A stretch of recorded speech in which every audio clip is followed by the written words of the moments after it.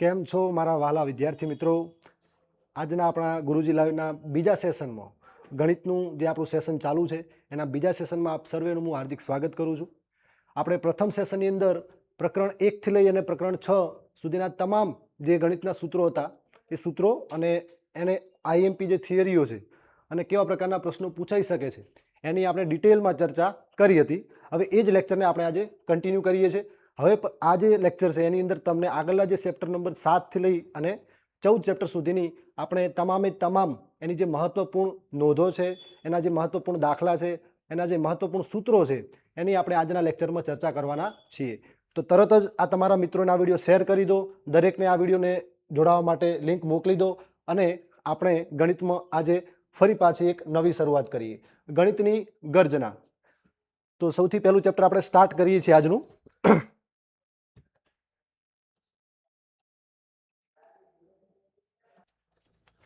અને મિત્રો, ગુરુજી live institute કરીને આપણે એક ટેલિગ્રામ ચેનલ છે જેની અંદર તમને આ સરસ મજાની જે મેં પીપીટી તૈયાર કરેલી છે એ તમામે તમામ પીપીટી તમને એની અંદર પ્રાપ્ત થશે. તો તમે ટેલિગ્રામ ચેનલને પણ ખાસ જોઈન કરી લેજો. એની લિંક આ યુટ્યુબના વિડીયોની અંદર જ આપેલી હશે, તો ખાસ એ ટેલિગ્રામ ચેનલમાં પણ જોડાઈ જજો. તો છેલ્લે આપણે ચર્ચા કરી હતી 6 ચેપ્ટર સુધી. આજે ચર્ચા કરવી છે 7મા ચેપ્ટરની, પ્રકરણ નંબર 7 આપણું યામ ભૂમિતિ. બરોબર. તો આપણે એક મહત્વપૂર્ણ ચેપ્ટર છે. એનું કારણ છે કારણ કે આ ચેપ્ટર 11 ગુણનું છે, બેઝિકના વિદ્યાર્થીઓ માટે ખાસ 11 ગુણનું ચેપ્ટર છે. તો આ 11 ગુણના ચેપ્ટરમાં શું પૂછાય છે તો એની આપણે પહેલા ચર્ચા કરીએ કે જે 11 ગુણનું આ ચેપ્ટર છે તેમાં કેવા કેવા પ્રશ્નો આવે છે. તો સૌથી પહેલા ગુણભાર. તો કુલ ગુણ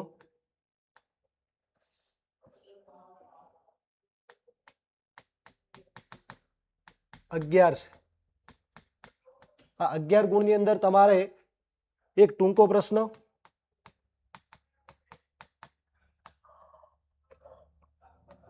બે ગુણના બે પ્રશ્ન, 3 ગુણના પણ બે પ્રશ્ન. એટલે ટોટલ આમાં તમે જો 3 ગુણના બે પ્રશ્નો એટલે 6 માર્ક્સ, 2 ગુણના બે પ્રશ્નો એટલે 4 માર્ક્સ અને એક ટૂંકો પ્રશ્ન, આવી રીતે થઈને ટોટલ 11 માર્ક્સનું આ ચેપ્ટર છે. તો ખાસ આપણે આ ચેપ્ટરની અંદર જે પણ મહત્વના આઈએમપી સૂત્રો છે એની આજે ચર્ચા કરવાની છે. તો જો સૌથી પહેલા શરૂઆત કરીએ પાયાની સમજ અને મહત્વના સૂત્રો. એમાં સૌથી પહેલું સૂત્ર આવે છે, કયું સૂત્ર આવે છે? અંતરસૂત્ર. અંતરસૂત્ર. હવે અંતરસૂત્ર શાના માટે છે? તો જ્યારે યામ સમતલની અંદર આપણે કોઈ બે બિંદુઓ વચ્ચેનું અંતર શોધવું હોય તો એના માટે અંતરસૂત્ર વપરાય છે. તો અહીં તમને આલેખીય માહિતી આપેલી છે કે કઈ રીતે યામ સમતલની અંદર જો કોઈ બે બિંદુ આપેલા હોય એ અને બી અને એની વચ્ચેનું અંતર મારે એ બી મેળવવું હોય તો એ કયા સૂત્રના દ્વારા મેળવી શકાય છે? તો એ બી બરાબર, બે બિંદુ વચ્ચેનું અંતર એ બી બરાબર વર્ગમૂળની અંદર x2 - x1 નો હોલ સ્ક્વેર વત્તા y2 - y1 નો હોલ સ્ક્વેર.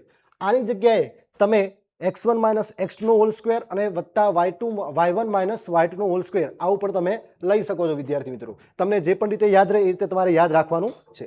બીજું આ ખાસ સૂત્ર યાદ રાખજો, ઉગમ બિંદુ O00 થી બિંદુ PXY નું અંતર. એટલે જ્યારે તમને કોઈ ટૂંકા પ્રશ્નમાં એવો પ્રશ્ન આવે કે ઉગમ બિંદુથી અંતર શોધો તો એના માટેનું સૂત્ર શું છે?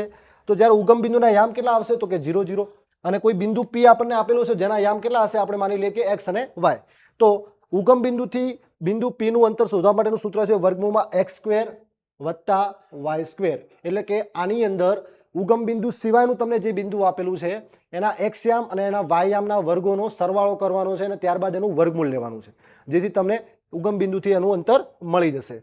બીજું સૂત્ર મિત્રો આવે છે વિભાજન સૂત્ર. વિભાજન સૂત્ર.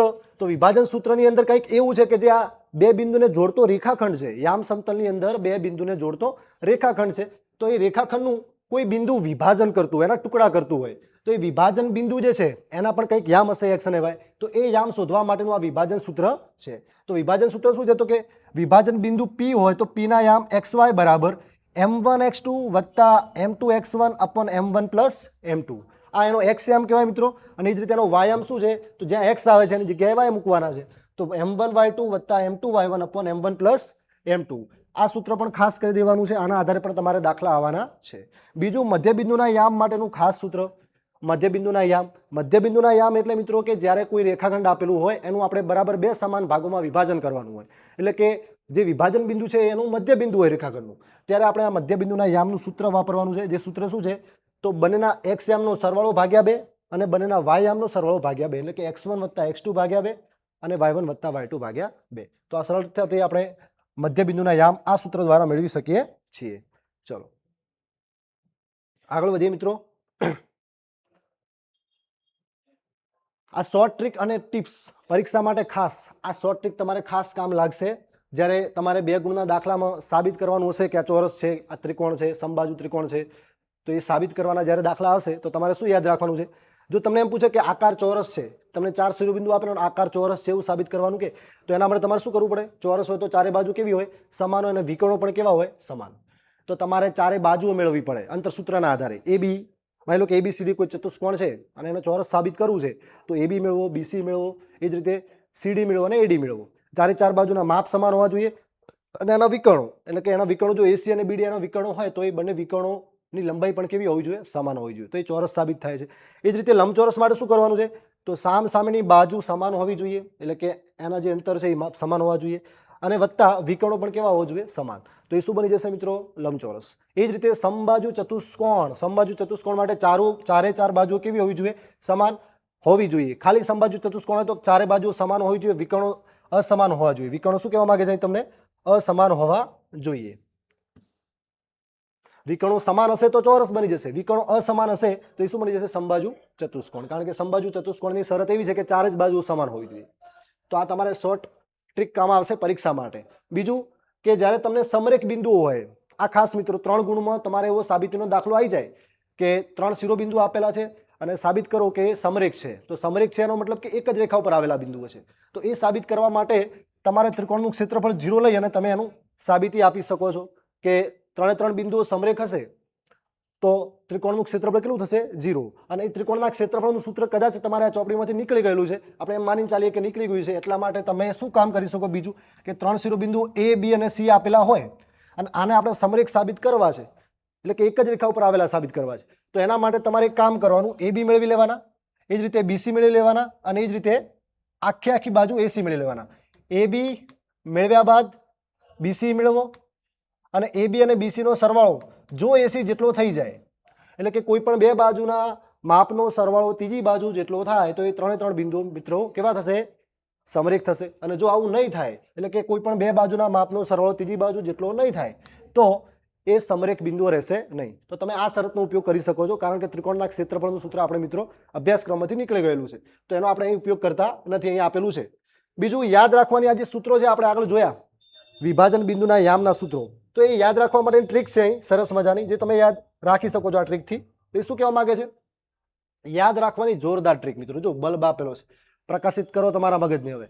ચલો તો અહીં શું આપેલું છે? mx + mx upon m + m, my + my upon m + m. આ તો તમે યાદ રાખી શકો, mx mx mm, my mm. હવે એની અંદર ક્રમ કઈ રીતે યાદ રાખવાનો છે? તો પહેલું લેવાનું m1, m સાથે કયો નંબર લેવાનો છે? m1. તો x સાથે x2, તો 1 2. એ જ રીતે છેદમાં પણ m1 + m2 એટલે 1 2 અપોન 1 2. બીજા માટે પણ સેમ યુઝ બનશે. બીજા માટે શું બનશે? 1 2 1 2. તો બીજા yx માટે 2 1 અને 1 2 બનશે. તો મિત્રો આ શોર્ટ રીતે તમે યાદ રાખી શકો છો. બાકી તમારે ઉપયોગ કરવો હોય તો બરોબર છે, બાકી સૂત્ર તમને ડાયરેક્ટ પણ આવડી શકે છે. નેક્સ્ટ આગળ પ્રેક્ટિસ માટેના તમને મહત્વના એ પ્રશ્નો આપેલા છે. આ જે ચોપડી જે છે એની અંદરથી જ આ પ્રશ્નો લીધેલા છે, પણ પ્રશ્નો જે મહત્વના IMP છે એના માટે આપણે અલગ સેશન રાખીશું. એ સેશનની અંદર તમને દરેક પ્રશ્નો હું આપીશ, વિભાગ વાઇઝ, વિભાગ B, C અને D દરેકના IMP પ્રશ્નો તમને મિત્રો મળવાના છે, પણ એના માટે આપણે અલગથી સેશન રાખીશું. આજે ખાલી મહત્વની થિયરીની ચર્ચા કરીએ છીએ, તો આ પ્રશ્નો પણ ધ્યાનમાં લેજો. જે ચોપડીના છે ખાસ પૂછી શકે છે, જેમ કે કોઈ પણ 2 બિંદુ વચ્ચેનું અંતર શોધવાનું પૂછી શકે. એ જ રીતે x અક્ષ પરનું કોઈ બિંદુ આપેલું હોય અને એ બિંદુ આ બંને બિંદુથી સમાન અંતરે હોય તો એ બિંદુના યામ તમારે મેળવવાના હોય, એ પ્રકારનો પ્રશ્ન આવી શકે છે.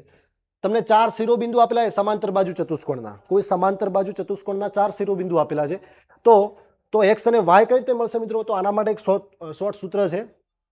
આનું સૂત્ર એવું છે કે સમાંતર બાજુ ચતુષ્કોણ હોય તો એના વિકર્ણો પરસ્પર દુભાગે. હવે વિકર્ણો પરસ્પર દુભાગે તો એનાથી ફાયદો શું થાય? તો બંને વિકર્ણોના મધ્યબિંદુના યામ કેવા થાય? સમાન. તો તમારા AC ના મધ્યબિંદુના યામ બરાબર BD ના મધ્યબિંદુના યામ. આ રીતે 2 વિકર્ણોના મધ્યબિંદુના યામ સમાન લઈ અને તમે આ જે ખૂટતા પદો છે x અને y એની કિંમતો સરળતાથી મેળવી શકો છો. તો આ પણ ધ્યાનમાં રાખજો. તો આ 7મા ચેપ્ટરના 2 જ મુખ્ય સૂત્રો છે. એક છે મિત્રો અંતરસૂત્ર, બરોબર, જે આ છે સૂત્ર, અને બીજું છે વિભાજન સૂત્ર, જે આ સૂત્ર છે. અને ખાસ વિભાજન સૂત્ર સાથે સાથે મધ્યબિંદુના યામનું સૂત્ર પણ યાદ રાખજો. આની સાથે સાથે જો કદાચ એવો પ્રશ્ન પૂછે કે તમારે કયા ગુણોત્તરમાં વિભાજન કરે છે, એટલે તમને ગુણોત્તર ના આપેલો હોય તો ગુણોત્તર તમારે k/1 લઈને આ સૂત્રનો ઉપયોગ કરી શકો છો. એટલે કે તમારે m1 અને m2 ની કિંમત k અને 1 લઈ લેવાની, અને એના આધારે તમે આ સૂત્રનો ઉપયોગ કરી એનું પણ ગણતરી કરી શકો છો. તો આટલા મહત્વના ટોપિક હતા આ ચેપ્ટરની અંદરથી. એક વખત સ્ક્રીનશોટ લેવો હોય તો લઈ શકો છો.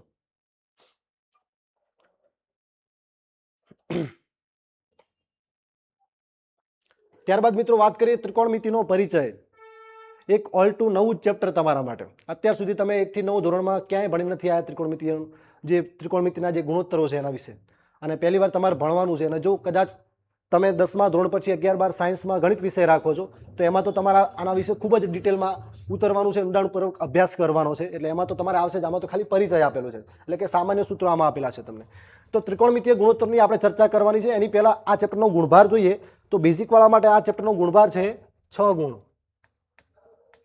6 ગુણનું આ ચેપ્ટર છે મિત્રો. અને આ 6 ગુણના ચેપ્ટરમાંથી 2 ટૂંકા પ્રશ્નો, 2 ટૂંકા, 2 ગુણના 2 પ્રશ્નો, 2 ગુણના 2 પ્રશ્નો અને 2 ટૂંકા પ્રશ્નો. એટલે આ રીતે આનો ગુણભાર કેટલો છે? ટોટલ 6 ગુણ. તો તમારે આ 6 ગુણ પ્રમાણે આનું તૈયારી કરવાની છે.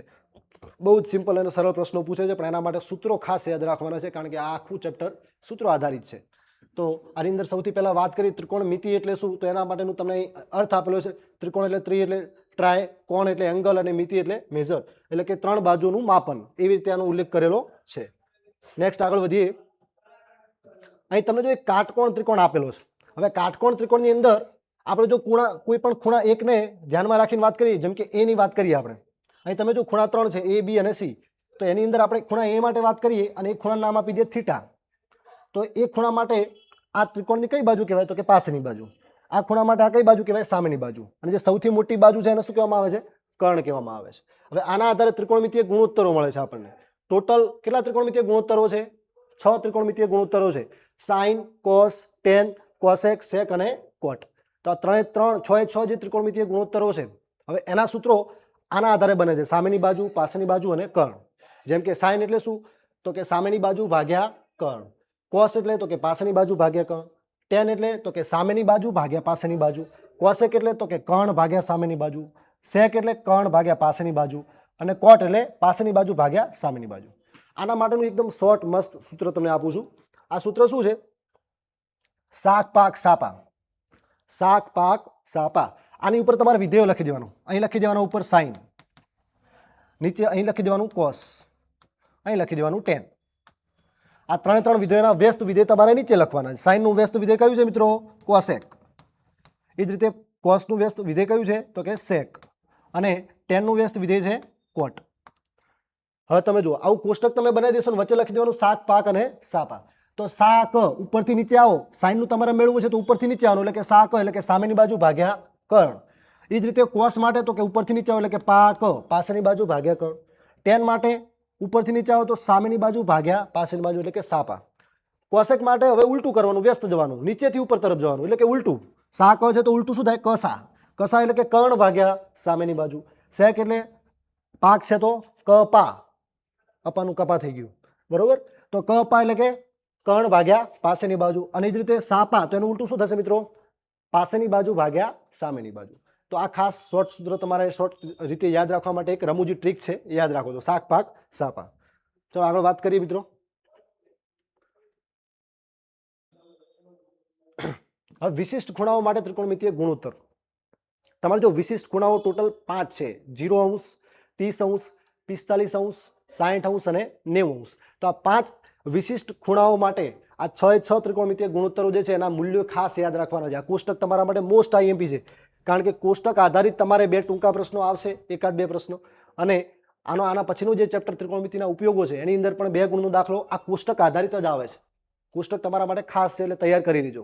તો આ કોષ્ટકની તમામ માહિતી અહીં આપેલી જ છે. તમે જુઓ, તમારી ચોપડીમાં પણ કોષ્ટક સરસ રીતે આપેલું છે. અહીં તમને સરસ ખૂણાઓ આપેલા છે: 0 અંશ, 30 અંશ, 45, 60 અને 90 અંશ. ઉપર એનું તમે જો રેડિયન માપ આપેલું છે: 0, π/6, π/4, π/3 અને π/2. ખૂણાઓના મિત્રો 2 માપ હોય છે, એક અંશ માપ અને રેડિયન માપ, બરોબર. તો એ બંને માપ અહીં તમને આપેલા છે. અહીં બાજુમાં તમને 6 ત્રિકોણમિતિય ગુણોત્તરો આપેલા છે. સાઇન, કોસ, ટેન, કોટ અને સેક અને કોસેક એના તમામ મૂલ્ય અહીં આપેલા છે. અહીં ઇન્ફિનિટી એનો અર્થ શું થાય છે? અવ્યાખ્યાયિત. એ પદ આપણે વ્યાખ્યાયિત કરી શકતા નથી કારણ કે છેદમાં 0 આવે છે. તો આ કોષ્ટક પણ ધ્યાનમાં રાખજો. નેક્સ્ટ આગળ વાત કરીએ.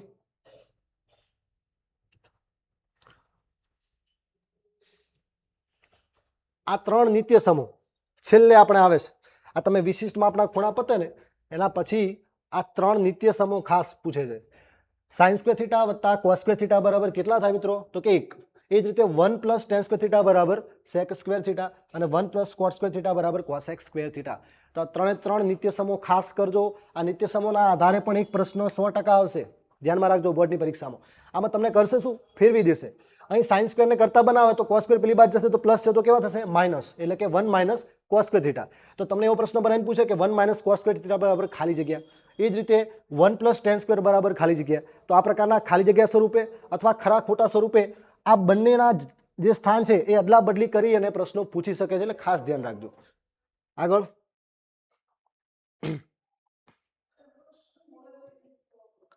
વ્યવહારિક ઉપયોગો ત્રિકોણમિતિના અહીં તમને આપેલા છે ચિત્રો દ્વારા. ત્રિકોણમિતિ કઈ કઈ જગ્યાએ વપરાય છે. જેમ કે જમીનની માપણી કરવી હોય તો એમાં પણ ખૂણાઓ બનતા હોય છે. એના ઉપયોગથી તમે જમીનની માપણી કરી શકો છો. એન્જિનિયરિંગ એટલે કે મોટા મોટા પુલ તમારે બનાવવા હોય તો એમાં પણ આ ત્રિકોણમિતિનો બહોળા પ્રમાણમાં ઉપયોગ થાય છે. ત્યારબાદ નકશાઓ બરોબર અને જહાજો હોય તો એની અંદર તમે જો દિશા જાણવા માટે ઉકાયંત્રનો ઉપયોગ થાય તો એ દિશાના આધારે જે ખૂણો બને છે એ ખૂણાથી આ ત્રિકોણમિતિય ગુણોત્તરનો ઉપયોગ કરી અને ચોક્કસ દિશા અને કઈ જગ્યાએ કોઈ વસ્તુ રહેલી છે એ જાણી શકાય છે. બીજું કે અલગ અલગ જગ્યાએ જેમ કે આ કોઈ કૂદકો મારતો હોય, કોઈ ઇમારતની ઊંચાઈ માપવી હોય તો એ પ્રકારના જે પ્રશ્નો હોય એનું નિરાકરણ લાવવા માટે આ ત્રિકોણમિતિય ગુણોત્તરો વપરાય છે. જેના ઉપયોગો આના પછીના ચેપ્ટરમાં તમારા મિત્રો આવશે. તો હવે નેક્સ્ટ ચેપ્ટરની વાત કરીએ. 8મું ચેપ્ટર આપણું પૂરું થયું. ખાસ એક વખત જોઈ લેજો અને આનો સ્ક્રીનશોટ પણ લઈ લેજો.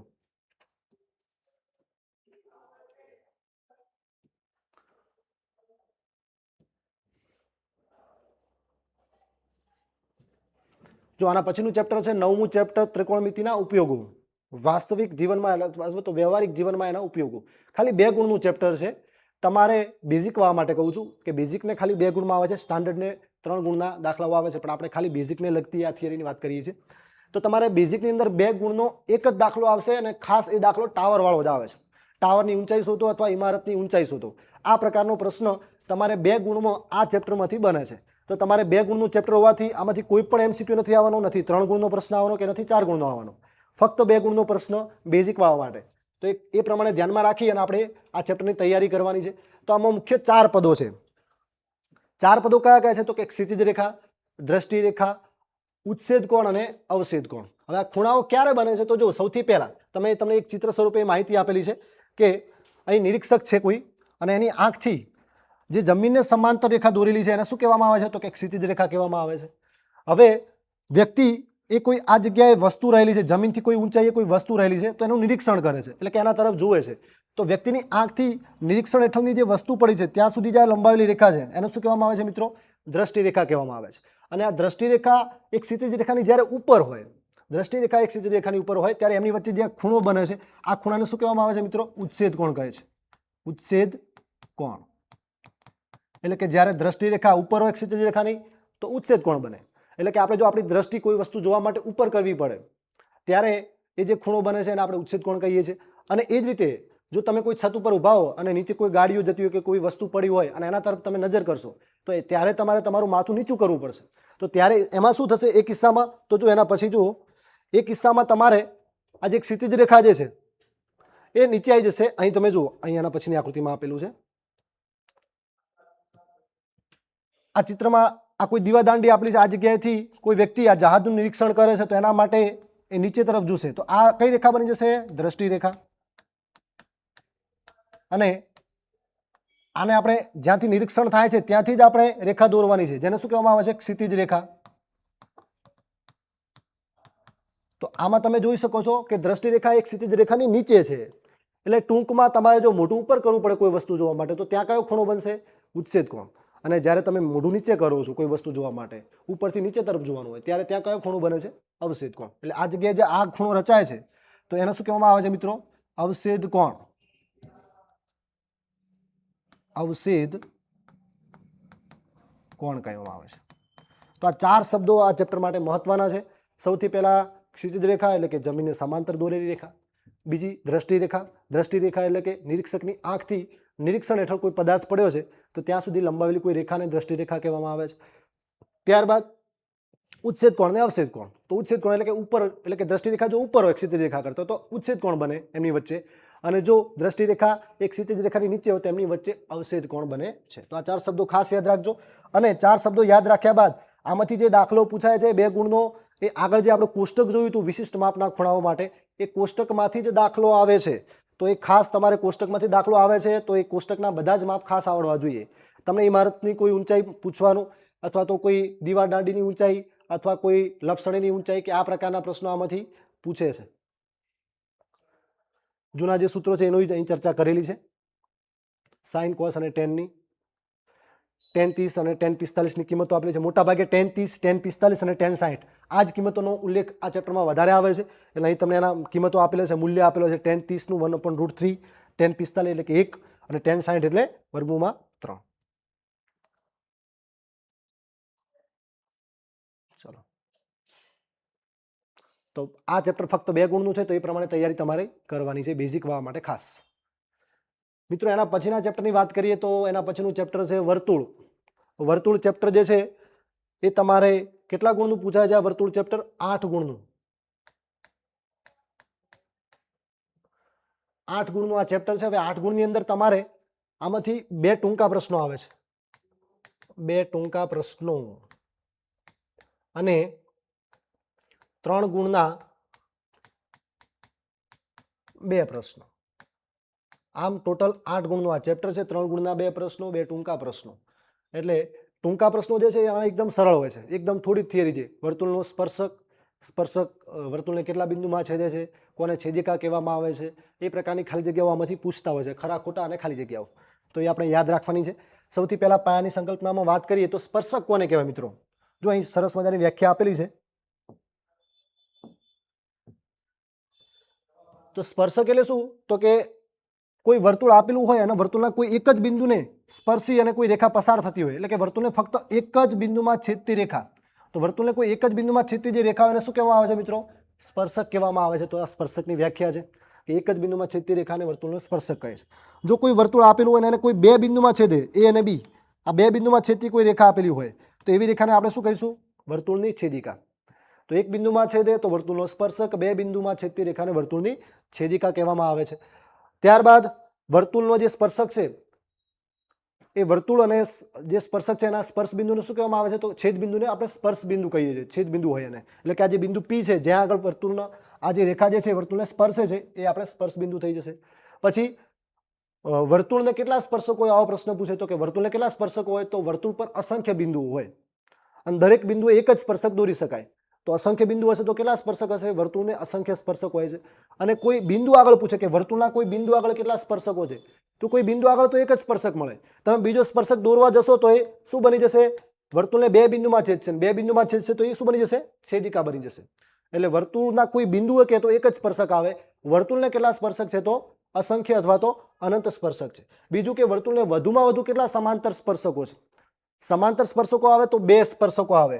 જેમ કે આ કોઈ એક સ્પર્શક છે અને એવો ને એવો આને સમાંતર આપણે બીજો સ્પર્શક દોરવા જઈએ તો આ એનો બીજો સ્પર્શક જે છે એ બંને પરસ્પર એકબીજાને કેવા હશે? સમાંતર. તો વધુમાં વધુ 2 જ સમાંતર સ્પર્શકો મળે.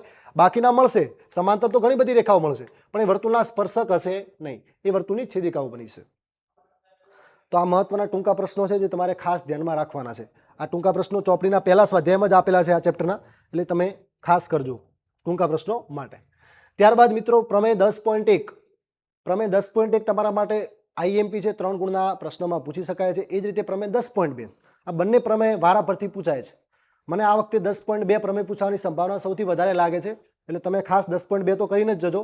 10.1 પણ કરવાનો છે, કારણ કે એની જે સાબિતી છે એક શાબ્દિક રીતે આપેલી હોય છે, એટલે થોડું તમને તૈયાર કરવામાં કંટાળો આવશે, પણ કરવું તો પડશે જ, કારણ કે પરીક્ષામાં પૂછાય છે. તો પ્રમેય 10.1 નું વિધાન શું કહે છે કે વર્તુળના કોઈ બિંદુએ દોરેલા સ્પર્શક સ્પર્શ બિંદુમાંથી પસાર થતી ત્રિજ્યાને લંબ હોય છે. એટલે કે વર્તુળના કોઈ બિંદુએ તમે સ્પર્શક દોરો છો પી બિંદુ આગળ, એ સ્પર્શક કયો છે? આપણો XY.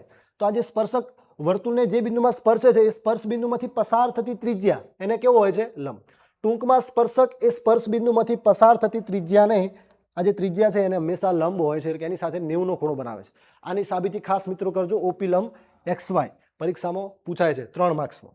એ જ રીતે આના પછીની વાત કરીએ તો પ્રમેય 10.2 એનું પણ પરિણામ ખાસ યાદ રાખજો કે વર્તુળની બહારના બિંદુમાંથી વર્તુળને દોરેલા સ્પર્શકો જે હોય છે તેની લંબાઈ સમાન હોય છે. અહીં કોઈ બહારનું બિંદુ Q આપેલું છે અને આ બહારના બિંદુ Q માંથી વર્તુળને કેટલા સ્પર્શકો દોરી શકાય છે તો કે 2. આ બંને જે સ્પર્શકો આપણે દોરી શકીએ છીએ એ બંને સ્પર્શકોની લંબાઈ મિત્રો કેવી હશે? સમાન હશે. તો આ પરિણામ ખાસ મોસ્ટ આઈએમપી છે, તમારે આ વખતે બોર્ડની પરીક્ષામાં 3 ગુણમાં પૂછાશે જ, મને એવું લાગે છે, એટલે ખાસ તૈયાર કરી નાખજો. હવે બહારના બિંદુમાંથી કેટલા સ્પર્શકો દોરી શકાય તો 2. તમને એમ પૂછે કે વર્તુળની અંદરથી કેટલા સ્પર્શકો દોરી શકાય તો એક પણ સ્પર્શક વર્તુળની અંદરથી દોરી શકાય નહીં. અને તમને એવો પ્રશ્ન આવે કે વર્તુળ પરથી એટલે કે વર્તુળના કોઈ બિંદુ પરથી કેટલા સ્પર્શકો દોરાય તો એક અને માત્ર એક. અંદરથી એક પણ નહીં, વર્તુળ પરથી એક અને વર્તુળની બહારના બિંદુમાંથી 2 સ્પર્શકો દોરી શકાય છે. તો એ પણ ખાસ પરિણામ તમારે યાદ રાખવાનું છે. એના પછીનું પરિણામ આ એક ઉદાહરણ સ્વરૂપે તમને આપેલું છે, વિશિષ્ટ પરિણામ ખૂણાઓનો સંબંધ અહીં તમને આપેલો છે કે જો TP અને TQ એ વર્તુળના બહારના બિંદુમાંથી દોરેલા 2 સ્પર્શકો આવેલા હોય તો તમારો જો ખૂણો PTQ, કયો ખૂણો? PTQ એટલે કે આ બહારનો ખૂણો એ કોના જેટલો થશે તો OPQ એટલે કે આ ખૂણા કરતો કેવો હશે? બમણો હશે. આ ખૂણા કરતો બમણો હશે. આ પરિણામ જે છે એ ઉદાહરણમાં આપેલું છે તમારે, અને ઉદાહરણ પણ આની જે સાબિતીનું ઉદાહરણ છે એ પણ 3 ગુણ માટે IMP છે, એટલે એ પણ ખાસ કરી નાખજો આ ચેપ્ટરમાંથી. નેક્સ્ટ મિત્રો વાત કરીએ આગળ તો ખાસ તમારે જે 2 ગુણનો આમાંથી અથવા 3 ગુણનો જે પ્રશ્ન આવવાનો છે એમાં કાટકોણ ત્રિકોણના પાયથાગોરસના પ્રમેયનો ઉપયોગ આમાં આવે છે. પાયથાગોરસનો પ્રમેયનું વિધાન શું કહેવા માંગે છે કે કર્ણનો વર્ગ એ બાકીની 2 બાજુઓના વર્ગોના સરવાળા જેટલો હોય છે. તો તમારે અહીં જો આપણે વર્તુળનો સ્પર્શક દોરીશું અને તમને ખ્યાલ છે કે સ્પર્શ બિંદુમાંથી પસાર થતી ત્રિજ્યા એ સ્પર્શકને લંબ એટલે આ જગ્યાએ 90નો ખૂણો બને અને QO આ બંને બિંદુને જોડી દો તો આ જે ત્રિકોણ OPQ તૈયાર થયો એ કાટકોણ ત્રિકોણ છે. અને કાટકોણ ત્રિકોણ હોય તો એમાં તમને કોઈ પણ 2 બાજુના માપ આપી દેશે. માની લો કે OQ તમને આપેલા છે 7 અને એ જ રીતે QP આપેલા છે 5, તો આ બંને માપ આપેલા છે તો એના આધારે OP બરાબર કેટલા થાય તો એ પ્રમાણેના આ OP એટલે શું થાય? વર્તુળની ત્રિજ્યા. તો આ પ્રકારના દાખલા તમારે 3 ગુણમાં આવી શકે છે, એટલે એ પણ આપણે પરિણામ યાદ રાખવાનું છે. બરોબર. નેક્સ્ટ અહીં જો ત્રિપુટી પણ એક આપેલી છે કે OP બરાબર 5 હોય. શું આપેલું છે તમને? OP બરાબર 5. એ જ રીતે OQ બરાબર કેટલા આપેલા છે? OP બરાબર 5, OQ બરાબર 13, OQ કેટલા લેલું? 13. તો PQ કેટલા આવશે મિત્રો? 12. 5, 12, 13 ની ત્રિપુટી પાયથાગોરસની ત્રિપુટીઓ છે, તો ત્રિપુટી પણ ખાસ યાદ રાખજો. શોર્ટ સૂત્રમાં તમારે કામ લાગશે ટૂંકા પ્રશ્નોમાં. આગળ વાત કરીએ, એવો ને એવો ટૂંકો પ્રશ્ન તમારે 3 ગુણમાં ફરજિયાત આવવાનો છે. આ વખતે 100% આવશે જ. એવું લાગે છે કે 2 સમકેન્દ્રી વર્તુળવાળો દાખલો આવશે. એની અંદર સમકેન્દ્રી વર્તુળો એટલે કે એક વર્તુળ નાનું હશે, કેન્દ્ર બંનેના સમાન હશે, અને બીજું વર્તુળ જે છે એ મોટું હશે, એટલે કે બંનેની ત્રિજ્યાઓ અલગ અલગ હશે. તો ત્યારે તમને જીવાની લંબાઈ શોધવાનું પૂછશે. 2 સમકેન્દ્રી વર્તુળોની અંદર જીવાની લંબાઈ AB તમારે મેળવવી હોય, આ જીવાની લંબાઈ AB, તો એના માટેનું સૂત્ર જીવાની લંબાઈ AB બરાબર 2 ગુણ્યા વર્ગમૂળમાં r1² - r2². જે r1 જે છે અહીં તમને આપેલી માહિતી નથી, જો r1 એટલે મોટા વર્તુળની ત્રિજ્યા, અને આપણે r1 કહીશું, અહીં ભૂલથી થોડું દોરામાં બાકી રહી ગયું છે, અને r2 એટલે કે નાના વર્તુળની ત્રિજ્યા, અને આપણે r2 કહી દઈએ. બરોબર. તો r1 મોટા વર્તુળની ત્રિજ્યા, r2 નાના વર્તુળની ત્રિજ્યા. તો મોટા વર્તુળની ત્રિજ્યા હોય એનો વર્ગ કરો, નાના વર્તુળની ત્રિજ્યાનો વર્ગ કરો. મોટી ત્રિજ્યા જે છે એના વર્ગમાંથી નાની ત્રિજ્યાનો વર્ગ બાદ કરો અને પછી એનું વર્ગમૂળ લઈ લો. એટલે ટૂંકમાં તમારે આ સૂત્રનો ઉપયોગ કરવાનો છે જીવાની લંબાઈ શોધવા માટે. 2 ગુણ્યા વર્ગમૂળમાં r1² - r2², એટલે કે વર્ગમૂળમાં મોટા વર્તુળની ત્રિજ્યાનો વર્ગ ઓછા નાના વર્તુળની ત્રિજ્યાનો વર્ગ. તો આ ખાસ સૂત્ર યાદ રાખજો, 3 ગુણ માટે કામ લાગશે. ઓકે, તો આપણે આ ચેપ્ટર જે જોયું વર્તુળ, એની અંદર તમારે ખાસ આટલી બાબતોનું ધ્યાન રાખવાનું છે. 8 ગુણનું ચેપ્ટર છે, આરામથી થઈ જશે. થોડા જ પ્રશ્નો છે, 2 પ્રમેય છે, ખાસ કરજો. નેક્સ્ટ આગળ વાત કરીએ, આના પછીનું ચેપ્ટર વર્તુળ સંબંધિત ક્ષેત્રફળ. આ પણ એકદમ સરળ અને કહેવાય ને કે ઓછા ગુણ ભરવાળું ચેપ્ટર છે બેઝિક વાળા માટે. બેઝિક વાળાઓ માટે ફક્ત ટૂંકા પ્રશ્નો જ આમાંથી પૂછાય. 2 ગુણનું ચેપ્ટર છે.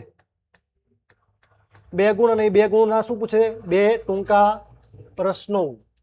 2 ટૂંકા પ્રશ્નો પૂછે છે મિત્રો. 2 ગુણના 2 ટૂંકા પ્રશ્નો, બીજું કંઈ નહીં. તો તમારે 2 ટૂંકા પ્રશ્નો કરવાના છે. તો આમાં મોટા ભાગે વૃત્તાંશનું ક્ષેત્રફળ, પછી વૃત્તખંડનું ક્ષેત્રફળ, ચાપની લંબાઈ, ખાસ વર્તુળના ચાપની લંબાઈ જે છે તો એના વૃત્તાંશના ચાપની લંબાઈનું સૂત્ર, આ પ્રકારના જે સૂત્રો આવે છે એ સૂત્રો બેઠે બેઠા તમને જોડકા સ્વરૂપે 21-22 નંબરના પ્રશ્નમાં પૂછે છે, તો એ ખાસ યાદ રાખજો. તો એ સમજીએ. જો વૃત્તાંશ એટલે શું, તો કે વૃત્તાંશ એટલે કે બે ત્રિજ્યાઓ અને તેને અનુરૂપ ચાપ, એટલે કે આપણે કહીએ ને કે પીઝા, તમે પીઝા ખાતા હો અથવા તો દેશી ભાષામાં કહીએ રોટલાના આપણે કટકા કરીએ કે જેથી બે વર્તુળની ત્રિજ્યાઓ, અહીં જો તમને આપેલી છે વર્તુળની બે ત્રિજ્યાઓ અને તેને અનુરૂપ ચાપ, અહીં જે લીલા પ્રદેશ વડે ઘાટું કહીને આપ્યું છે, બે ત્રિજ્યાઓ ઓપી અને કોઈ પણ નામ આપી દઈએ, ઓપી અને ઓબી, તો એ અને એની વચ્ચે જે આ ચાપ છે એની વચ્ચે આ ઘેરાયેલું જે લીલો લીલો પ્રદેશ છે એને શું કહેવામાં આવે છે, વૃત્તાંશ. અને આમાં તમે જોઈ શકો છો કે આમાં જે ચાપ છે એ ચાપ એકદમ નાનો છે, તો નાનો ચાપ હોય તો એને આપણે શું કહીશું, નાના ચાપ અને બે ત્રિજ્યાઓથી બનતું હોય તો એને લઘુ વૃત્તાંશ કહીશું. અને આ જે ચાપ છે અહીંથી લઈ પી થી લઈ અને છેક આ બી સુધી નામ આપી દઈએ બી, તો પી થી લઈને આ બી સુધી આ જે ચાપ છે એ મોટો ચાપ છે, એટલે કે વાદળી કલરનો જે આ ભાગ છે, તો એ કયો વૃત્તાંશ બની જશે, ગુરુ વૃત્તાંશ બની જશે. બરોબર. તમને સામાન્ય રીતે જો ખાલી વૃત્તાંશ શબ્દનો અર્થ તમને એવો ઉપયોગ કરેલો હોય તો વૃત્તાંશ શબ્દનો અર્થ આપણે લઘુ વૃત્તાંશ જ કરવાનો. ચલો આગળ.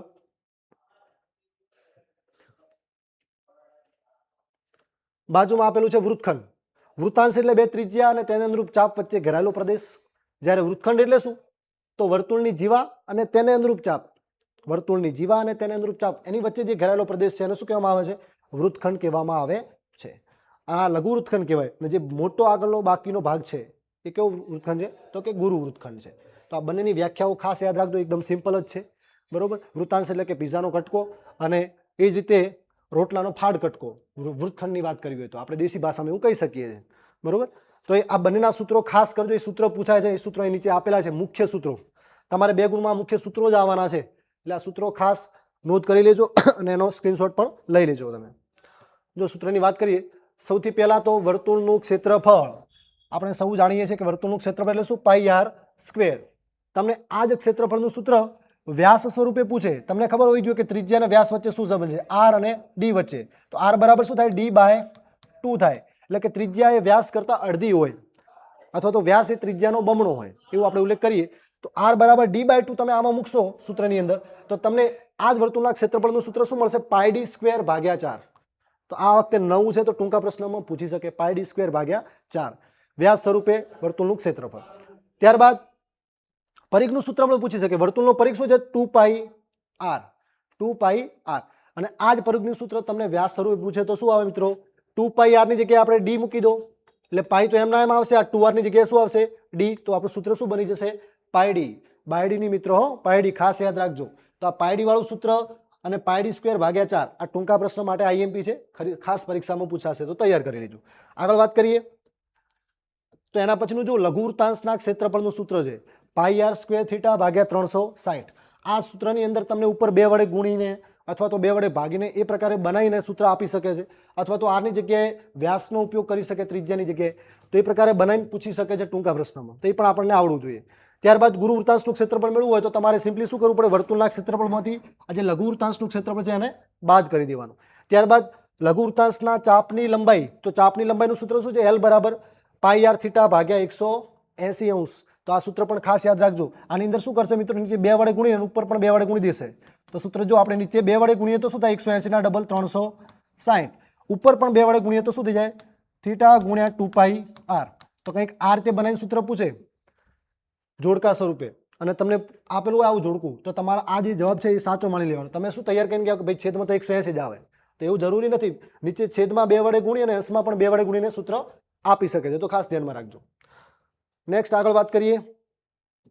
ત્યારબાદ છે વૃત્તખંડના સૂત્રો. લઘુ વૃત્તખંડનું ક્ષેત્રફળ મેળવવું હોય તો એના માટે તમે જો આગળ અહીં જે એની આકૃતિ છે ને, તમારા લઘુ વૃત્તખંડનું ક્ષેત્રફળ મેળવવું હોય તો તમારે શું કામ કરવું પડે, અહીં જો આ બે ત્રિજ્યા અને તેને અનુરૂપ ચાપ એ જો તમે લઈ લો તો એ પીઝાનો કટકો બની જાય, એટલે કે આપણો વૃત્તાંશ બની જાય. તો વૃત્તાંશના ક્ષેત્રફળમાંથી તમારે ઉપર જો OAB એટલે કે આ જે ત્રિકોણ દેખાય છે એનું ક્ષેત્રફળ બાદ કરવું પડે. વૃત્તાંશના ક્ષેત્રફળમાંથી ત્રિકોણનું ક્ષેત્રફળ બાદ કરો તો આ જે બ્લુ કલરનો ભાગ છે વાદળી કલરનો, એ લઘુ વૃત્તખંડનું ક્ષેત્રફળ તમને મળી જાય. તેનું સૂત્ર શું બને છે, તો વૃત્તાંશનું ક્ષેત્રફળ માઇનસ ત્રિકોણનું ક્ષેત્રફળ. અને ગુરુ વૃત્તખંડનું મેળવવું હોય તો વર્તુળમાંથી લઘુ વૃત્તખંડનું શું કરી દો, બાદ કરી દો. તો આ ખાસ મહત્વના સૂત્રો છે, તમારે સ્ક્રીનશોટ લેવો હોય તો લઈ લો, અને તમારે જોડકા સ્વરૂપે આ જ સૂત્રો આવવાના છે, એટલે ખાસ કમ્પ્લીટ કરજો. નેક્સ્ટ આગળ વાત કરીએ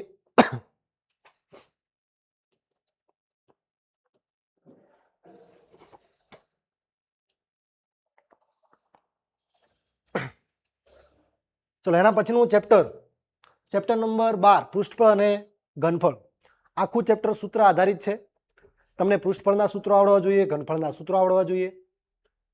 એના આપણે વાત કરીએ આગળ. ચલો મિત્રો હવે આગળ વધીએ. આપણું નેક્સ્ટ ચેપ્ટર છે પ્રકરણ નંબર 12 પૃષ્ઠફળ અને ઘનફળ. તો આ પૃષ્ઠફળ અને ઘનફળ આખું તમારા જે ક્ષેત્રફળના સૂત્રો અને ઘનફળના સૂત્રો ઉપર જ આધારિત છે. તમે ધોરણ 9માં ઓલરેડી ભણીને જ આવ્યા છો. એના એ જ સૂત્રો તમારે ધોરણ 10માં ભણવાના છે અને એના થોડા અલગ વધારે ગણતરીવાળા દાખલા આની અંદર આવશે. આનો જે ગુણભાર છે એની વાત કરીએ મિત્રો તો બેઝિકવાળા માટે 6 ગુણનું ચેપ્ટર છે. 6 ગુણ. આ 6 ગુણની અંદર 2 ટૂંકા પ્રશ્નો આવવાના છે. 2 ટૂંકા. ત્યારબાદ 2 ગુણના 2 પ્રશ્નો. 2 ગુણના 2 પ્રશ્નો. આમ ટોટલ તમારે આ 6 ગુણનું ચેપ્ટર બની જાય છે. 2 ટૂંકા અને 2 ગુણના 2 દાખલા. હવે જે 2 ગુણના 2 દાખલા પૂછાય છે ને એમાંથી એકાદ દાખલો તે ચોપડીમાંથી લે છે. જ્યારે બીજો એક દાખલો જે છે એ તમારા જે સૂત્રો છે પૃષ્ઠફળ અને ઘનફળના એ સૂત્ર આધારિત બનાવીને 2 ગુણનો એક દાખલો પૂછે છે. પણ જો સૂત્રો આવડતા હોય તો દાખલો એકદમ સરળ જ હોય છે. દાખલો અઘરો પૂછતા નથી બેઝિક વાળા માટે ખાસ. ચલો સૌથી પહેલા આના પૃષ્ઠફળ અને ઘનફળના સૂત્રોની વાત કરીએ તો જો સમઘન આકાર તમે જોઈ શકો છો. સમઘનનો આકાર જેને 6 બાજુ હોય એ પ્રકારનો ઘન આકાર છે અને એનું કુલ પૃષ્ઠફળ તો શું થશે 6l² થશે. અને જો એના ઘનફળની વાત કરીએ, અહીં ભૂલથી છપાવવામાં ભૂલ થઈ છે.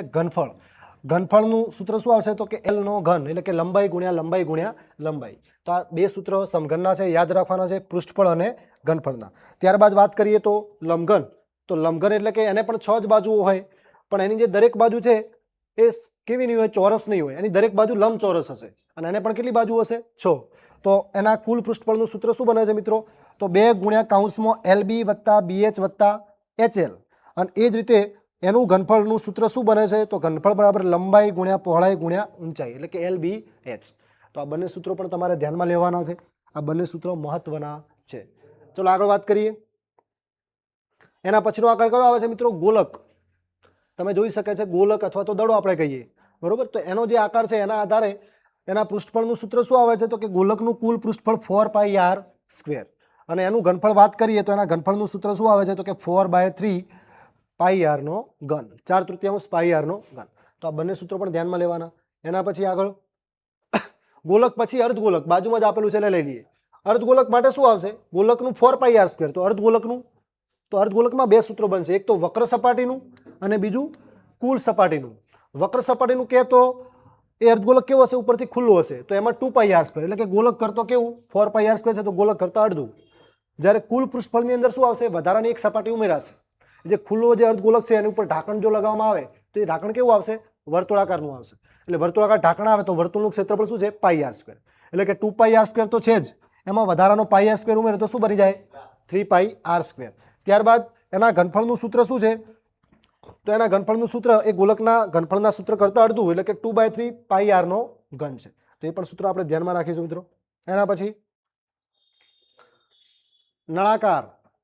તો નળાકાર માટે ખાસ નળાકારનું સૂત્ર શું છે તો કે વક્ર સપાટીનું. પહેલા જો વક્ર સપાટી લેવામાં આવે તો વક્ર સપાટીના પૃષ્ઠફળનું સૂત્ર શું છે 2πrh. 2πrh. તો એની વક્ર સપાટીના ક્ષેત્રફળનું સૂત્ર છે. અહીં જે આ સૂત્ર આપેલું છે 2πr કૌંસમાં r+h અથવા h+r એ સૂત્ર એ કુલ સપાટીનું છે. એટલે કે જે આ જે નળાકાર જે છે અથવા તો આપણે કહીએ કે પોલી પાઇપ જે બંને બાજુથી ખુલ્લી હોય તો એને વક્ર સપાટી કહેવાય. તો એના માટે 2πrh. જો એ નળાકાર જે પાઇપ હોય એની બંને બાજુ ઢાંકણ લગાવવામાં આવે તો એ ઢાંકણ વર્તુળાકાર લાગશે અને વર્તુળાકાર ઢાંકણ લાગશે એટલે કે 2 વખત વર્તુળનું ક્ષેત્રફળ આપણે ઉમેરવું પડશે. તો એની અંદરથી આપણે 2πr કોમન લઈશું તો શું બનશે સૂત્ર 2πr કૌંસની અંદર r વત્તા h એટલે કે આ નળાકારની કુલ સપાટીનું પૃષ્ઠફળનું સૂત્ર છે. ત્યારબાદ ઘનફળનું સૂત્ર. તો નળાકારનું ઘનફળનું સૂત્ર શું છે તો કે πr²h. તો આ પણ સૂત્ર તમારે યાદ રાખવાનું છે. અહીં આપેલું છે જો વક્ર સપાટીનું પૃષ્ઠફળ 2πrh, કુલ સપાટીનું પૃષ્ઠફળ તો 2πr કૌંસમાં r+h અને એનું ઘનફળનું સૂત્ર πr²h. બીજું આ નળાકાર માટે તમને જોડકા સ્વરૂપે તમારા 2 ટૂંકા પ્રશ્નો આની અંદરથી પણ આવવાના છે. આગલા ચેપ્ટરમાંથી પણ 2 જોડકા, આ ચેપ્ટરમાંથી પણ 2 જોડકા. બંનેમાં સૂત્રો જ હશે એટલે જોડકા ખાસ તમારે આ સૂત્ર તૈયાર કરશો એટલે જોડકા આવડી જશે. તો એના માટે તમને એમ પૂછશે કે નળાકારની જગ્યાએ 5 રૂપિયાના સિક્કાનું કુલ પૃષ્ઠફળ અથવા 10 રૂપિયાના સિક્કાનું કુલ પૃષ્ઠફળ આવો જ્યારે પ્રશ્ન આવે તો સિક્કો હોય એનો આકાર હંમેશા નળાકાર હોય મિત્રો. સિક્કાનો આકાર એટલે કે નળાકાર. કારણ શું એ વર્તુળાકાર તો હશે પણ એની થોડી જાડાઈ હશે એટલે જાડાઈના હોવાના કારણે એ શું બની જશે? નળાકાર બની જશે. અને એના માટે એનું જ્યારે કુલ પૃષ્ઠફળ આવે સિક્કાનું તો સૂત્ર શું આવશે? 2πr કૌંસમાં h પ્લસ આર અથવા આર પ્લસ એચ. અને જો એનું ઘનફળ પૂછે તો પાઈ આર સ્ક્વેર એચ. એટલે સિક્કો આવે એટલે નળાકાર તમારે યાદ રાખવાનું. ચલો આગળ.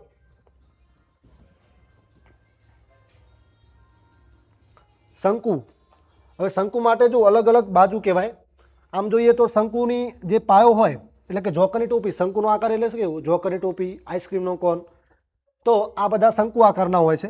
એમાં જેનો પાયો હોય એ વર્તુળાકાર હોય. તો વર્તુળની જે ત્રિજ્યા હોય એને આપણે શું કોના વડે દર્શાવીએ છીએ? આર વડે. પછી શંકુની જે ઊંચાઈ છે એને કોના વડે દર્શાવીએ છીએ? એચ વડે. અને આ જે ત્રાસો ભાગ છે એને શું કહેવામાં આવે છે? શંકુની તિર્યક ઊંચાઈ, જેને આપણે એલ વડે દર્શાવીએ છીએ. તો આર, એચ અને એલ. આર ત્રિજ્યા, એચ ઊંચાઈ અને એલ એટલે તિર્યક ઊંચાઈ. તો આના આધારે શંકુની વક્ર સપાટીના પૃષ્ઠફળનું સૂત્ર શું બને છે? તો કે પાઈ આર એલ. પાઈ આર એલ. અને જો કુલ સપાટી કહે તો નીચેનું આપણે વર્તુળ એડ કરવાનું રહે. તો વર્તુળ એડ કરીએ તો પાઈ આરને કોમન લઈ લો તો પાઈ આર કૌંસમાં એલ પ્લસ આર અથવા આર પ્લસ એલ. આ પ્રકારે એનું સૂત્ર બને છે. ત્યારબાદ આ શંકુનું ઘનફળ. તો શંકુના ઘનફળનું સૂત્ર શું છે? તો નળાકારનું જે ઘનફળ હતું એના ત્રીજા ભાગનું ઘનફળ એ આ શંકુનું થાય છે. એટલે કે નળાકારનું ઘનફળ શું હતું? પાઈ આર સ્ક્વેર એચ. તો એના ત્રીજા ભાગનું એટલે કે 1/3 પાઈ આર સ્ક્વેર એચ. આ નળાકારના શંકુના ઘનફળનું સૂત્ર બને છે. આપણે યાદ રાખવાનું. અને ખાસ આ જે તિર્યક ઊંચાઈ એલ છે તો એ મેળવવા માટેનું સૂત્ર શું છે? તો કે પાયથાગોરસનો પ્રમેય તમારે લાગુ પાડવાનો છે. આ જે ત્રિકોણ બને કેવો બને છે? કાટકોણ ત્રિકોણ. એમાં કર્ણ કયો થઈ જાય? એલ. તો કર્ણનો વર્ગ એટલે કે એલનો વર્ગ એ બાકીની બે બાજુઓના વર્ગોના સરવાળા જેટલો થાય. એટલે કે એલ સ્ક્વેર બરાબર એચ સ્ક્વેર વત્તા આર સ્ક્વેર.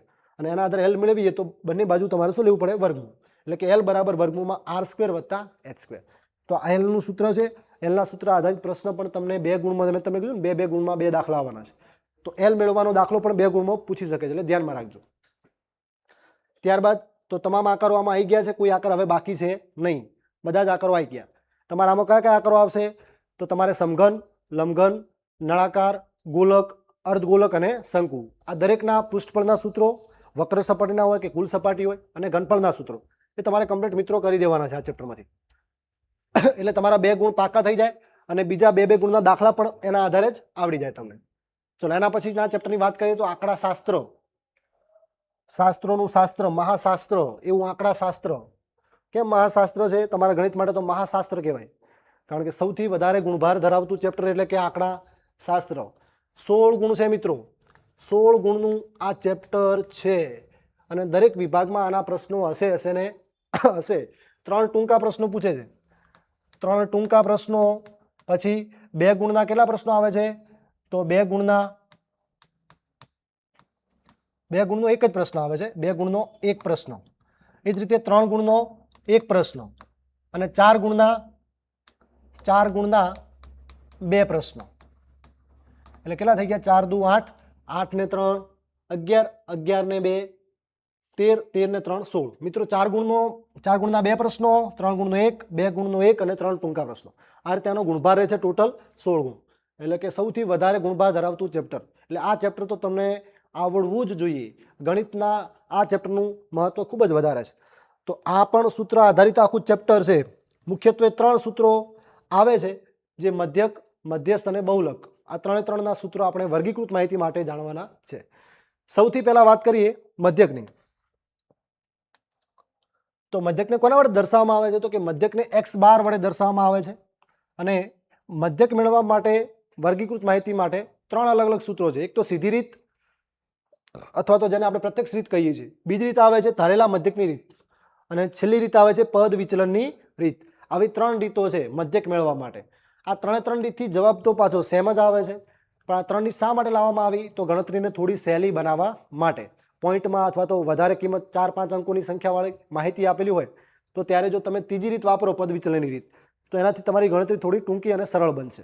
એટલા માટે આ 3 રીતો વિકસાવવામાં આવી છે.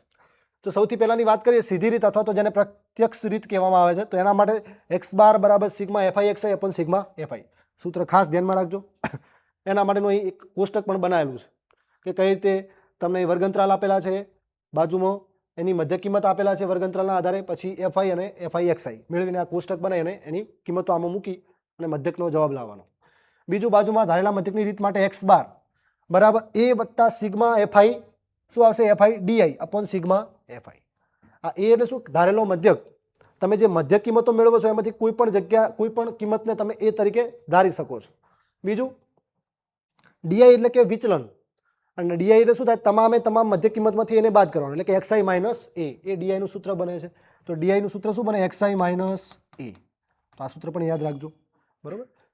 ત્યારબાદ પદ વિચલનની રીત, એના માટે એક્સ બાર બરાબર a plus sigma fi ui upon sigma fi, અને ગુણ્યા આ એફઆઈ યુઆઈને કોના વડે ગુણવાના છે, ગુણ્યા એચ એટલે કે વર્ગ લંબાઈ.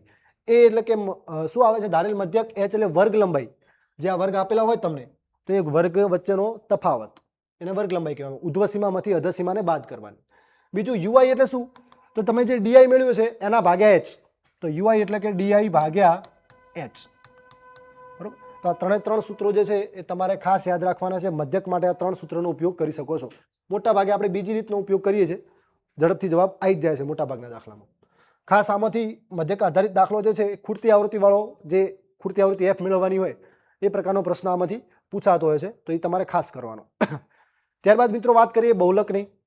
બહુલક આ ચેપ્ટરનું સૌથી સરળ કહેવાય ને એવું સૂત્ર છે બહુલકનું, અને એકદમ સરળ રીતે મળી જાય છે, કારણ કે આમાં કોઈ કોષ્ટક તમારે બનાવવાનું હોતું નથી. ખાલી તમારે બહુલક વર્ગ નક્કી કરવાનો, અને બહુલક વર્ગ નક્કી કર્યા બાદ આ સૂત્રની અંદર જે કિંમતો આવે છે એ બધી કિંમતો એ તમને મળી જાય, અને કિંમતોની તમે આમ મૂકશો આ સૂત્રની અંદર એટલે તમને બહુલકનો જવાબ મળી જાય. તો બહુલક શોધવાની રીત, તો એનું સૂત્ર શું છે કે ઝેડ બરાબર એલ પ્લસ કૌંસની અંદર F1 minus F0 upon 2F1 minus F0 minus F2 ગુણ્યા એચ. હવે આ સૂત્રમાં આ F1 F0 આ બધું F2 H અને L આ બધું શું દર્શાવે છે, બધું બહુલક એટલે તો ઝેડ, એ તો ખબર પડી ગઈ. તો L એટલે શું, આ ધારેલા મધ્યક નથી, અહીં પ્રિન્ટિંગ ભૂલ છે. L એટલે કે જે તમે બહુલક વર્ગ નક્કી કરો છો, બહુલક વર્ગ કઈ રીતે નક્કી થશે, તો તમને જે કોષ્ટક આપેલું હશે વર્ગ અંતરાલ અને આવૃત્તિનું, તેમાં સૌથી વધારે આવૃત્તિ ધરાવતા વર્ગને આપણે બહુલક વર્ગ કહીએ છીએ. એટલે કે સૌથી વધારે આવૃત્તિ ધરાવતો વર્ગ તમારે નક્કી કરવાનો, એ વર્ગને શું કહીશું, બહુલક વર્ગ. અને બહુલક વર્ગ નક્કી કર્યા બાદ એની જે અધસીમા છે એને શું કહીશું, એલ. એટલે કે એલ એટલે કે બહુલક વર્ગની અધસીમા. F1 એટલે શું, તો F1 એટલે કે બહુલક વર્ગની આવૃત્તિ, F0 એટલે કે બહુલક વર્ગના આગળના વર્ગની આવૃત્તિ, અને F2 એટલે કે બહુલક વર્ગના પાછળના વર્ગની આવૃત્તિ. એટલે આ પણ યાદ રાખવાના છે. અને H એટલે કે વર્ગ લંબાઈ. આ બધાની કિંમત તમે આની અંદર મૂકો એટલે તમને જવાબ મળે. તો આ પણ સૂત્ર ખાસ ધ્યાનમાં રાખજો. બહુલક માટેનો મોસ્ટ ટાઈમ 3 ગુણમાં કે 4 ગુણમાં દાખલો આવે જ બહુલકનો. એના પછી મધ્યસ્થ મેળવવા માટે, તો મધ્યસ્થ શોધવા માટેની જે રીત છે એમાં m બરાબર, તો સૂત્ર શું છે, L પ્લસ કૌંસની અંદર n/2 minus CF upon F into H. અને આમાં પણ તમારે સૌથી પહેલા શું મેળવવું પડે, મધ્યસ્થ વર્ગ નક્કી કરવો પડે.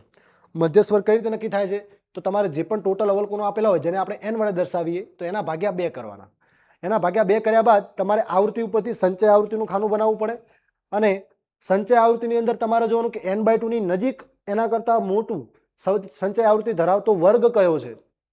n/2 ની નજીક અને એના કરતાં મોટું હોય તો ચાલે, એના કરતાં મોટું જ લેવાનું. એના કરતાં મોટી સંચય આવૃત્તિ ધરાવતો એની સામે જે અનુરૂપ વર્ગ આવે એને આપણે મધ્યસ્થ વર્ગ કહીશું. એ મધ્યસ્થ વર્ગ નક્કી કર્યા બાદ L એટલે શું થાય, તો કે મધ્યસ્થ વર્ગની અધસીમા.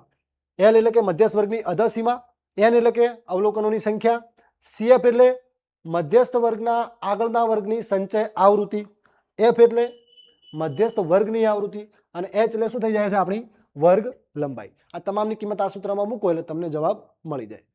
એના પછી છેલ્લું સૂત્ર, 3 સૂત્રો આપણે મિત્રો જોયા, મધ્યક, બહુલક અને મધ્યસ્થ. ત્યારબાદ સૂત્ર આવે છે આ ખાસ 3 મધ્યક, બહુલક અને મધ્યસ્થ 3 વચ્ચેનું સંબંધ દર્શાવતું આ સૂત્ર છે. આ સૂત્ર આધારે 100% એક ટૂંકો પ્રશ્ન આવે જ, 100% આના આધારે એક ટૂંકો પ્રશ્ન આવશે. એટલે Z બરાબર 3m માઇનસ 2x બાર. આ સૂત્ર ખાસ ધ્યાનમાં રાખજો. અને ગમે તેમ ફેરવીને કોઈ પણ 2 માપ આપેલા હશે, ત્રીજું માપ મેળવવાનું છે. આ પ્રકારનો દાખલો પરીક્ષામાં આવશે જ ટૂંકા પ્રશ્નો તરીકે, તો યાદ રાખવાનું છે. આના આધારે પેલી ખાલી જગ્યાએ બનતી હોય છે. મેં તમને કીધેલું છે કે જો m એક વખત આવે તો એની જગ્યાએ શું આવે જવાબ, અને m 2 વખત આવે તેની જગ્યાએ જવાબ શું આવે, તો એ તમારે યાદ રાખવાનું. આગળ આપણે દાખલાઓની ચર્ચા કરીશું ત્યારે ડિટેલમાં આની વાત કરીશું, પણ આ સૂત્ર ખાસ ધ્યાનમાં રાખજો. ચલો આગળ વાત કરીએ આંકડાશાસ્ત્ર. એના પછી આપણું છેલ્લું ચેપ્ટર. આનો પણ ગુણભાર વધારે છે, આંકડાશાસ્ત્ર જેટલો તો નહીં પણ એના કરતાં 2 ગુણ ઓછો. એટલે કે આ ચેપ્ટર જે છે કેટલા ગુણનું છે મિત્રો, સંભાવના. આ ચેપ્ટર સૌને આવડે, સૌનું ફેવરેટ ચેપ્ટર કહેવાય સંભાવના, કહેવાય ને મિત્રો. તો આ સંભાવના જે ચેપ્ટર છે એનો ગુણભાર જોઈએ તો સંભાવના 14 ગુણનું ચેપ્ટર છે. આ 14 ગુણનું જે ચેપ્ટર છે એની અંદર તમારે વાત કરીએ તો 4 ગુણના 2 દાખલા આવે છે, 4 ગુણના 2 પ્રશ્નો, 3 ગુણનો 1 પ્રશ્ન, 1 પ્રશ્ન, એટલે 4 દુ 8, 8 ને 3 11 તો થઈ ગયા, વધ્યા 3, તો 3 ટૂંકા પ્રશ્નો આવે છે, 3 ટૂંકા પ્રશ્નો, એટલે કે આમાંથી તમારે 2 ગુણનો 1 પણ પ્રશ્ન આવશે નહીં. બેઝિક વાળા માટે કહું છું, એટલે કે તમારે 4 ગુણના 2 દાખલા, 3 ગુણનો 1 દાખલો અને ટૂંકા પ્રશ્નો 3, એટલે કે આમાંથી 2 ગુણનો કોઈ પણ પ્રશ્ન આવશે નહીં. તો એ પ્રમાણેની તૈયારી આપણે આ ચેપ્ટરમાંથી કરવાની છે. બધાનું ફેવરેટ ચેપ્ટર છે, બધાને આવડે જ. તેમાં કેટલીક થિયરી જે છે એ તમારે ખાસ યાદ રાખવા જેવી છે, કેટલીક નોંધ યાદ રાખવા જેવી છે, એની ચર્ચા કરીએ. સૌથી પહેલાં તો જો તમને અહીં સંભાવના જે છે એનું સૂત્ર આપેલું છે. તો સંભાવનાનું સૂત્ર શું આવશે? કોઈ ઘટના ઈ હોય તો એની સંભાવના પી ઓફ ઈ બરાબર ઘટના ઈને સાનુકૂળ પરિણામોની સંખ્યા, ઘટના ઈને સાનુકૂળ પરિણામોની સંખ્યા ભાગ્યા તમામ શક્ય પરિણામો. એ ઘટનાને સાનુકૂળ જેટલા પરિણામો હોય એની સંખ્યા ભાગ્યા તમામ શક્ય પરિણામો. આ બંનેનો ભાગાકાર કરો એટલે તમને ઘટના એની સંભાવના મળે છે. અહીં તમને એક સિક્કા માટે વાત કરી છે. તો સિક્કા માટે આપણે 2 બાજુ હોય, એક છાપ હોય અને બીજો શું હોય? કાંટો. તો એક સિક્કો ઉછાળો તો કુલ કેટલી શક્યતા છે? તો કે 2 શક્યતા. 2 સિક્કા ઉછાળીએ તો એની શક્યતા કેટલી છે? 4. આના માટે પણ સિક્કા માટે પણ શોર્ટ સૂત્ર છે. જો સિક્કાને n વખત ઉછાળવામાં આવે, એટલે કે 1 વખત, 2 વખત, 3 વખત, તો n વખત ઉછાળતા કેટલા પરિણામ મળશે? એ તો પરિણામ માટેનું સૂત્ર શું છે? 2 ની n ઘાત. આ યાદ રાખજો, 2 ની n ઘાત. જો તમને એમ કે સિક્કાને 4 વાર ઉછાળવામાં આવે તો તમારે n ની જગ્યાએ કેટલા મૂકવાના? 4, એટલે કે 2 ની 4 ઘાત. 2 દુ 4 દુ 8 દુ 16. તો તમને કુલ કેટલા પરિણામ મળશે? 16. પછી કંઈ 16 પરિણામ લખવા નહીં બેસવાનું, બરોબર? તો એ ખાસ તમને આ શોર્ટ સૂત્રથી મળી જશે. અને એ જ રીતે પાસા માટે પણ, પાસો હોય તો પાસા માટે જો n વખત ઉછાળવામાં આવે તો પાસાનું સૂત્ર શું બની જાય છે? 6 ની n ઘાત. સિક્કા માટે 2 ની n ઘાત, પાસા માટે 6 ની n ઘાત. એટલે કે જો 1 વાર ઉછાળવામાં આવે તો 6 ની 1 ઘાત લેવાની, એટલે કે 6 પરિણામ મળે. 2 વાર ઉછાળવામાં આવે તો 6 ની 2 ઘાત, એટલે કે છાયો 36 પરિણામ મળે. 3 વખત પાસાને ઉછાળવામાં આવે અથવા તો 3 પાસા એક સાથે ઉછાળવામાં આવે તો 6 નો ઘન, એટલે કે 6 નો ઘન એટલે કે 216 પરિણામ મળે. એટલે કે બધા લખવા બેસો તો તમે ગાંડા થઈ જાઓ, એટલે એટલા બધા પરિણામ લખાય નહીં. પણ શોર્ટ રીતે તમારે જો MCQમાં પૂછે તો તમારે આ સૂત્ર કામ લાગે. 2 ની n ઘાત અને 6 ની n ઘાત. એના પછી વાત કરીએ તો આ સંભાવનાના સૂત્રના આધારે ઘટનાઓ વિશે તમારે ખાસ આ સૂત્ર યાદ રાખવાનું છે. પૂરક ઘટના માટેનું. પૂરક ઘટના, કોઈ ઘટના ઈ હોય તો ઈ નહીંને આપણે શું કહીશું? એની પૂરક ઘટના. તો એ બંનેની સંભાવનાનો સરવાળો હંમેશા કેટલો થાય છે મિત્રો? 1 થાય છે. કોઈ પણ 2 ઘટનાઓ માટે જો એક ઘટના ઈ હોય અને એની પૂરક ઘટના ઈ બાર હોય તો એની સંભાવનાનો સરવાળો 1. એ જ રીતે પ્રાથમિક ઘટના વિશે વાત આવે છે. પ્રયોગની પ્રાથમિક ઘટના હોય તો તમામે તમામ પ્રાથમિક ઘટનાની સંભાવનાનો સરવાળો પણ કેટલો થાય છે? 1 થાય છે. એટલે ટૂંકમાં તમને જે સરવાળો દેખાય શબ્દ, તો સરવાળો શબ્દ આવે એટલે બધાની સંભાવનાનો શું કરી દેવાનો? સરવાળો 1 જ આવે. સરવાળો શબ્દ આવે એટલે જવાબ 1 આવશે, એટલું યાદ રાખજો. એના પછી વાત કરીએ આગળ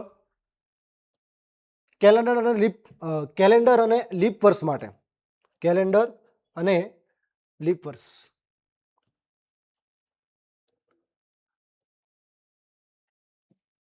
હવે જો પ્રશ્ન કઈ રીતે બને છે કે બિન લીપ વર્ષ. તો બિન લીપ વર્ષ એટલે કે ફેબ્રુઆરી મહિનામાં કેટલા દિવસો હોય મિત્રો? 28 દિવસ. એટલે કે એમાં વધારાનો 29મો દિવસ ના આવે.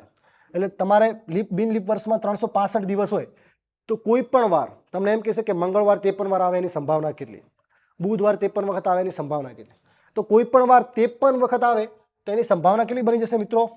1/7. આ યાદ રાખવાનું. બિન લીપ વર્ષ હોય તો 1/7. લીપ વર્ષ હોય, લીપ વર્ષ હોય તો એક દિવસ વધી જાય. કયા મહિનામાં વધે? ફેબ્રુઆરી મહિનામાં. 28 ની જગ્યાએ કેટલા દિવસો આવે? 29. તો 29 દિવસો આવે એટલે તમને અહીં દિવસો કેટલા થઈ જાય? 365 ની જગ્યાએ 366. એટલે કે 2 દિવસો વધી જાય. 2 દિવસો વધી જાય એટલે કે 2/7. આ 2 દિવસો કયા વધે છે? તમે 7 વડે ભાગશો, 365 ને 7 વડે ભાગશો તો શેષ 1 વધશે. અને 366 ને 7 વડે ભાગો તો શેષ કેટલી વધે? 2. એટલે ટૂંકમાં એ 2 દિવસો વધે ને એના માટે વાર કેટલા હોય? તો આપણે જાણીએ છીએ કે 7 વાર છે.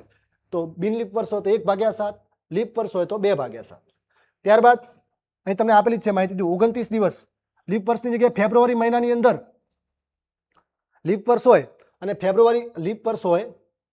ફેબ્રુઆરી મહિનાની અંદર તમને એમ કીધું કે ભાઈ 5 વાર આવે, કોઈ પણ વાર 5 વાર, રવિવાર હોય કે બુધવાર હોય કે ગુરુવાર હોય, તો એની સંભાવના કેટલી થશે? 1/7. જો લીપ વર્ષ ના હોય તો ફેબ્રુઆરી મહિનામાં 5 વાર આવે, તો ફેબ્રુઆરી મહિનામાં 5 વાર આવી જ ના શકે, કારણ કે 28 દિવસ હોય, 7 ચોક 28, દરેક વાર 4 વખત આવે.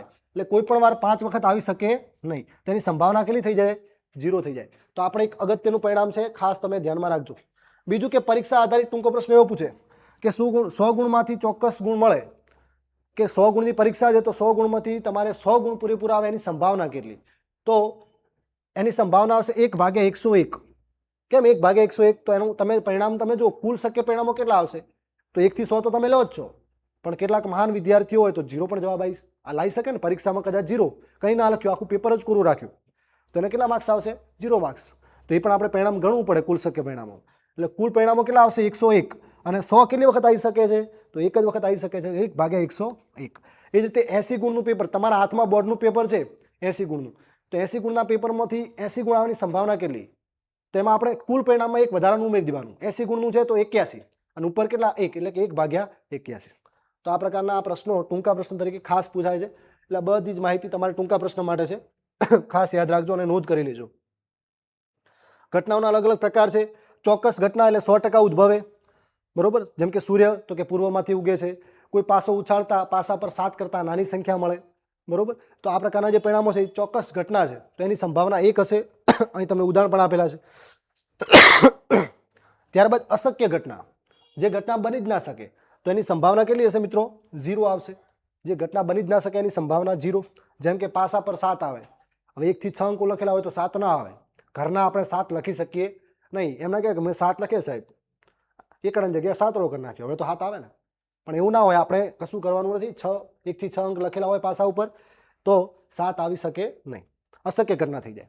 તો અશક્ય ઘટનાની સંભાવના કેટલી છે? 0 છે. ત્યારબાદ કોઈ પણ સામાન્ય ઘટના માટે વાત કરીએ તો એની સંભાવના કોની કોની વચ્ચે હોય? આ પરિણામ ખાસ યાદ રાખજો. 0 < P of E < 1.